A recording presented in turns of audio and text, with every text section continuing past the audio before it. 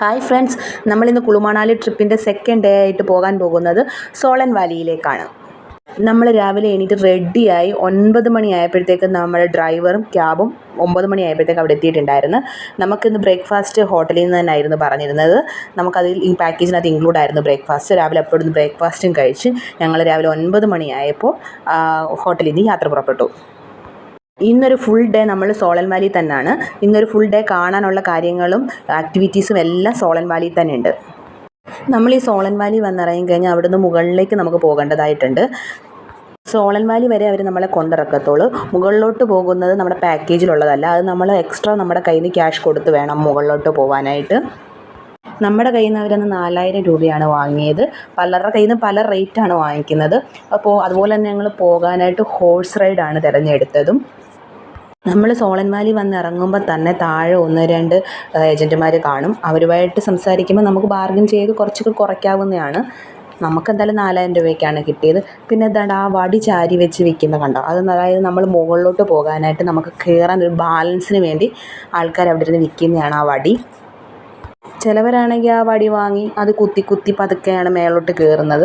നമ്മൾ നന്നായിട്ട് കിതയ്ക്കും. ഹോഴ്സിൻ്റെ പുറത്ത് നമ്മളൊരു പകുതി ഏരിയ വരെ വന്നിറങ്ങും. ബാക്കി അങ്ങോട്ട് നമ്മൾ നടന്ന് കയറണം. എന്നാലും ഒരു ഹോഴ്സിൻ്റെ റൈഡ് എക്സ്പീരിയൻസ് ആണ് നമുക്ക് അവിടുന്ന്, അതും കിട്ടുന്നുണ്ട്. പിന്നെ ഇവിടുത്തെ ആക്ടിവിറ്റി എന്ന് പറഞ്ഞാൽ സ്കേറ്റിങ്, സ്കില്ലിങ്, സോർബിങ് ബാള്, റോപ്പ് വേ, ഇതൊക്കെയാണ് അവിടുത്തെ ആക്ടിവിറ്റീസ് എന്ന് പറയുന്നത്. ഈ ആക്ടിവിറ്റിക്കകത്തൊന്നും കയറുന്നതിന് നമ്മൾ സ്പെഷ്യൽ പൈസയൊന്നും കൊടുക്കേണ്ട. താഴെ നമ്മൾ കൊടുത്ത 4000-നകത്ത് ഇൻക്ലൂഡഡ് ആണത്. ഞാൻ എന്താണ്ട് ഫസ്റ്റ് കയറിയത് ഞാൻ സ്കേറ്റിങ്ങിനകത്തോട്ടാണ്. കുറേ പാടുപെട്ട്, നമുക്കിത് വശമില്ലല്ലോ, കുറേ വട്ടം താഴെ വീണതിന് ശേഷമാണ് അതൊന്ന് ശരിയായത്. നമ്മൾക്ക് 2 ആൾക്കാർ നമ്മളെ ഹെൽപ്പ് ചെയ്യാനായിട്ട് നമ്മുടെ കൂടെ തന്നെ അവർ കാണും. 2 പേര് നമ്മൾ വീണ് കഴിഞ്ഞ് എടുക്കാനായിട്ടും കാര്യങ്ങൾക്കൊക്കെ ആയിട്ട് 2 പേര് കാണും. ഒരു ദിവസം ഫുള്ള് സ്പെൻഡ് ചെയ്യാനുള്ള സംഭവം അവിടെ തന്നെ ഉണ്ട്. പിള്ളേർക്കൊക്കെ ഒരുപാട് ഇഷ്ടവും. നല്ല മഞ്ഞുകട്ടയും കാര്യങ്ങളൊക്കെ കാണുമ്പോൾ അവർക്കൊക്കെ ഒരു എക്സൈറ്റഡ് ആയിരിക്കും.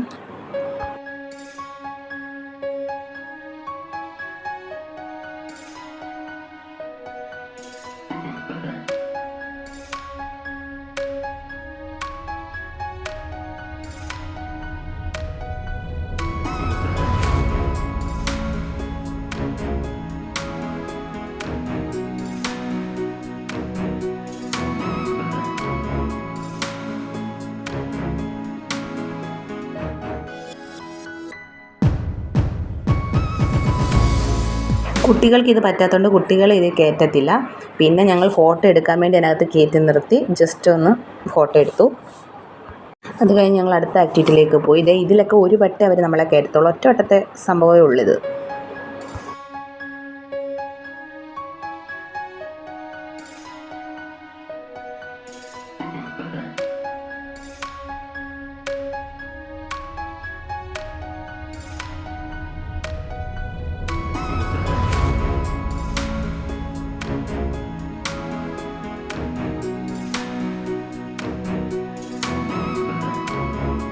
പിന്നെ ഞങ്ങൾ അടുത്തത് പോയത് റോപ്പ് വേയിലേക്കാണ്.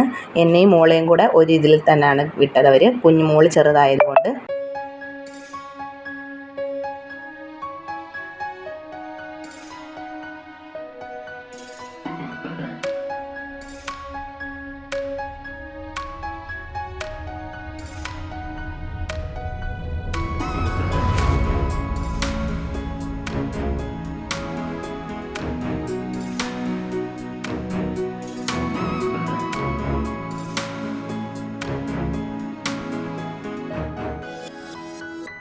പിന്നെ നമുക്ക് മുകളിൽ തന്നെ ചെറിയ കടകളൊക്കെ ഉണ്ട്. മാഗി, ചൂട് ചായ, തണുപ്പത്തേക്കും ചൂട് ചായയൊക്കെ ഉള്ള ചെറിയ കടകളുണ്ട്. ഞങ്ങൾ അവിടുന്ന് ഒരു പ്ലേറ്റ് മാഗിയൊക്കെ വാങ്ങിക്കഴിച്ചു. തിരിച്ച് ഞങ്ങൾ താഴേക്ക് ഇറങ്ങി ക്യാബിൽ കയറി ഞങ്ങൾ ഹോട്ടലിലെത്തി. നമുക്കിന്ന് ഡിന്നർ പാക്കേജിനകത്ത് തന്നെ ഉണ്ടായിരുന്നു. അതുകൊണ്ട് ഹോട്ടലിൽ നിന്നായിരുന്നു നമുക്കിന്ന് ഡിന്നർ. ഉച്ചയ്ക്ക് മാത്രം നമ്മൾ പുറത്തുനിന്ന് കഴിച്ചുള്ളൂ. ബ്രേക്ക്ഫാസ്റ്റും ഡിന്നറും പാക്കേജിലുള്ളതായിരുന്നു. ഇത് അവരുടെ ഫുഡ് കഴിക്കുന്ന ഏരിയയാണ്. നല്ല ഭംഗിയാണ് കാണാൻ തന്നെ ഒരു പ്രത്യേക ഭംഗിയാണ്. ചെറിയൊരു ബൊഫെ തന്നെയാണ്. അവരുടെ ഭക്ഷണമൊക്കെ എടുത്ത് വെച്ചിട്ടുണ്ടാവും. നമ്മൾ അതിൽ നിന്ന് ആവശ്യത്തിന് എടുത്ത് കഴിക്കുകയാണ് ചെയ്യുന്നത്. അങ്ങനെ നമ്മുടെ കുളുമണാലി ട്രിപ്പിൻ്റെ സെക്കൻഡ് ഡേ ഇവിടെ വൈൻഡപ്പ് ചെയ്യുകയാണ്. തേർഡ് ഡേയുമായിട്ട് അടുത്ത എപ്പിസോഡിൽ കാണാം.